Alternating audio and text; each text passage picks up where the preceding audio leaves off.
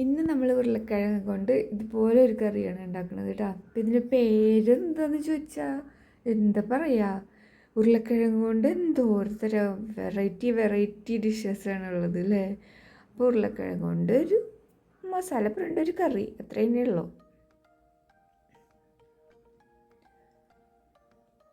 അതിനായിട്ട് നമ്മൾ 4 ഉരുളക്കിഴങ്ങ് ഇതുപോലെ ഇത്ര വലുപ്പത്തിൽ കട്ട് ചെയ്ത് വെള്ളത്തിൽ കുറച്ച് നേരം ഇട്ട് വെച്ചിട്ടുണ്ടായിരുന്നു കേട്ടോ. അതിന് ശേഷം നന്നായിട്ട് കഴുകി എടുത്തതാണ്. പിന്നെ പാത്രം വെച്ച് അത് ചൂടാകുമ്പോൾ എണ്ണ ഇട്ട് കൊടുക്കുക. പിന്നെ വെളുത്തുള്ളി ഇതിൽ മുഴുവനോട് കൂടി ഇട്ട് കൊടുക്കുക കേട്ടോ. എന്നിട്ട് ചെറുതായിട്ടൊരു ബ്രൗൺ കളറാകുമ്പോൾ നമ്മൾ അതിലേക്ക് സവാള അരിഞ്ഞ് വെച്ചത് ഇട്ട് കൊടുക്കുക.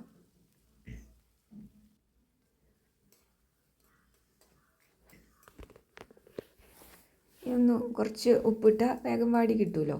അങ്ങനെ ഉപ്പിട്ട് കഴിഞ്ഞതിന് ശേഷം കുറച്ച് നേരം ഒന്ന് അടച്ച് വയ്ക്കുക. ഒരു 30 സെക്കൻഡൊക്കെ അടച്ച് വെച്ചാൽ മതി. അത് കഴിഞ്ഞ് അപ്പോൾ വേഗം വഴണ്ട് കിട്ടും. അതിന് ശേഷം നമ്മൾ ചെയ്യേണ്ടത് ഈ നന്നായിട്ട് വെന്ത ഈ വെളുത്തുള്ളി ഒന്ന് സ്പൂൺ കൊണ്ട് ഇങ്ങനെ ഉടച്ച് കൊടുക്കുക എല്ലാതും കേട്ടോ. നമ്മൾ ചതച്ചിട്ട് വെളുത്തുള്ളി വാട്ടില്ലേ, അതിൻ്റെ മണവും ഇതിൻ്റെ മണവും വേറെയാവുക കറിക്ക്.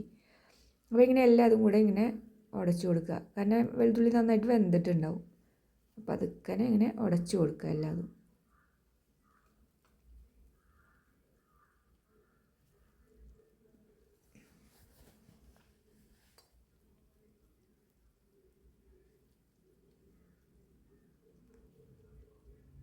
അത്ര പണിയുള്ള കാര്യമൊന്നുമല്ല കേട്ടോ. കാരണം വെന്ത് കഴിഞ്ഞാൽ പിന്നെ നമുക്ക് സ്പൂൺ കൊണ്ട് ഇങ്ങനെ ഒന്ന് പ്രസ് ചെയ്താൽ അതിങ്ങനെ ഉടഞ്ഞു പോകും. പിന്നെ അതിലേക്ക് 1 ടീസ്പൂൺ മല്ലിപ്പൊടി ഇട്ട് കൊടുക്കുക കേട്ടോ. അങ്ങനെ സവാള നന്നായിട്ട് ഇങ്ങനെ മൂത്ത് വരുമ്പോൾ നമ്മൾ മല്ലിപ്പൊടി ഇട്ട് കൊടുക്കുക. പിന്നെ നമ്മൾ ഈ പൊടികൾ പെരിഞ്ജീരകവും കുരുമുളകും മുഴുവനായിട്ട് ഉള്ളതാണ്. അതൊന്ന് പൊടിഞ്ഞ് കിട്ടാൻ വേണ്ടി അതിൽ തന്നെ ഈ മുളക് പൊടി ചേർത്തതാണ്. അപ്പോൾ മുളക് പൊടി ഇട്ടാൽ പിന്നെ വേഗം പൊടിഞ്ഞ് കിട്ടും അത്.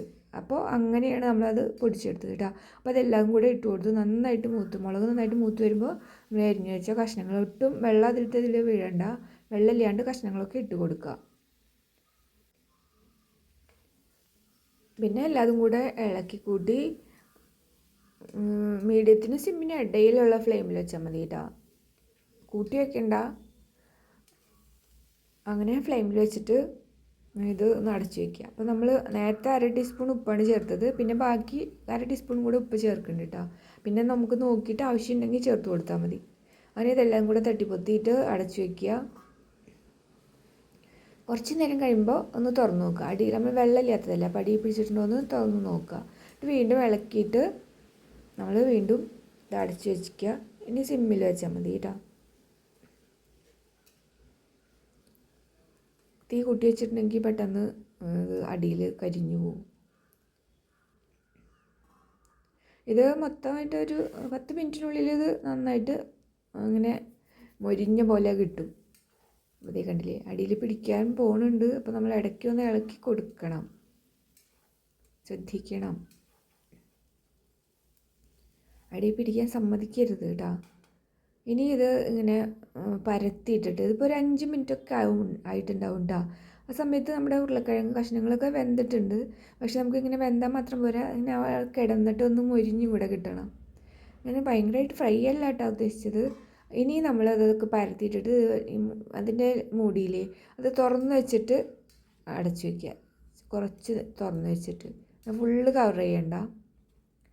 അങ്ങനെ നമ്മുടെ പൊട്ടാറ്റോ ഫ്രൈ എന്ന് എന്താ പറയുക, കറി ഉപ്പേരി ശരിയായിട്ടുണ്ട്. അപ്പോൾ വീഡിയോ ഇഷ്ടപ്പെട്ടെങ്കിൽ ഇതുപോലെ ഉണ്ടാക്കി നോക്കുക.